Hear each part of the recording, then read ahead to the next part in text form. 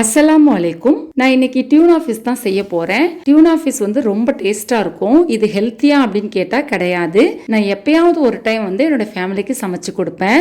Pressure உள்ளவங்க டின்ல வந்து அடைக்கப்பட்ட உணவுப் பொருட்களை அவாய்ட் பண்ணிக்கோங்க. இந்த டின்னை உடைச்சோம் அப்படின்னா இதுக்குள்ள இந்த அளவுக்கு எண்ணெய் நிற்கும். அதனால நான் என்ன பண்ணுவேன்னா கடாயில வந்து கொஞ்சமா எண்ணெய் சேர்த்துட்டு இந்த டியூனால இருக்க எண்ணெயே வந்து நான் பொரிக்கிறதுக்கு சேர்த்துக்குவேன். சேர்த்துட்டு எண்ணெய் நல்லா சூடு வந்ததுக்கு பிறகு பெரிய வெங்காயம் 2 வெங்காயம் கொஞ்சம் பெருசாவே கட் பண்ணி வச்சிருக்கேன். இது கூடவே வந்து 1/4 ஸ்பூன் அளவுக்கு உப்புத்தூள் சேர்த்திருக்கேன். டியூனா ஃபிஷ்ல வந்து உப்பு இருக்கும், அதனால வெங்காயத்துக்கு மட்டும் கொஞ்சமா உப்பு சேர்த்திருக்கேன். இந்த அளவுக்கு பிரவுனா வெங்காயம் வதங்கி வந்ததுக்கு பிறகு 2 தக்காளியை பொடுசா கட் பண்ணி வச்சிருக்கேன். அந்த தக்காளியுமே இது கூட சேர்த்துக்கலாம். சேர்த்துட்டு 1/4 ஸ்பூன் மஞ்சள் தூள் சேர்த்திருக்கேன். 1/2 ஸ்பூன் மிளகாய் தூள் சேர்த்திருக்கேன். காரம் உங்களுடைய விருப்பத்துக்கு தகுந்தாப்புல சேர்த்துக்கோங்க. இப்போ இதை எல்லாத்தையும் ஒன்றா கலந்து விட்டுக்கலாம். தக்காளி வந்து நல்லா மசிஞ்சு வரணும், அந்த அளவுக்கு வதங்கி வரட்டும். ஒரு 5 நிமிஷம் சிம்ல வச்சுட்டு வெயிட் பண்ணுங்க. தக்காளி நல்லா மசிஞ்சு வந்துருச்சு பாருங்க. இப்படி ஸ்பூனால நல்லா அந்த தக்காளியெல்லாம் மசிச்சு விட்டுட்டு இப்போ நம்ம உடச்சி ரெடி பண்ணி வச்சிருக்க டியூனா ஃபிஷ்ஷை வந்து இது கூட சேர்த்துடலாம்.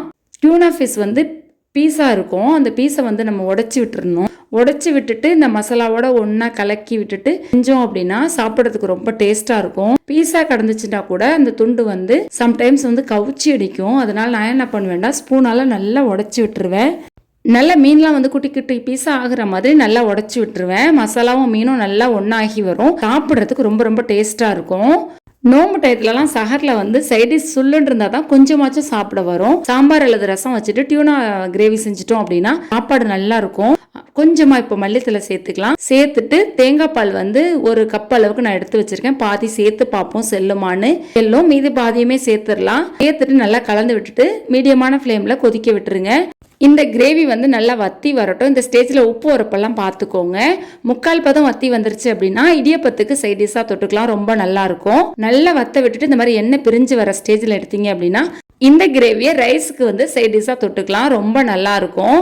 கடாயை கொஞ்சம் சாய்ச்சி வச்சுட்டிங்கன்னா எண்ணெய் ஃபுல்லாக கீழே இறங்கிரும். எண்ணெயெல்லாம் ரிமூவ் பண்ணிவிட்டு கிரேவியை நீங்கள் சாப்பிட்லாம். இந்த கிரேவிக்கு எண்ணெய் நிறையா இருந்தால் தான் டேஸ்ட்டாக இருக்கும். அல்ஹம்துலில்லாஹ், எனக்கு டியூனா ஃபிஷ் கிரேவி ரெடி ஆகிடுச்சு. மல்லித்தலையுமே தூவிட்டு இறக்கி வச்சிட வேண்டியதான். இன்ஷா அல்லாஹ் மீண்டும் ஒரு வீடியோவில் உங்களை சந்திக்கிறேன். தேங்க்ஸ் ஃபார் வாட்சிங். அஸ்ஸலாமு அலைக்கும்.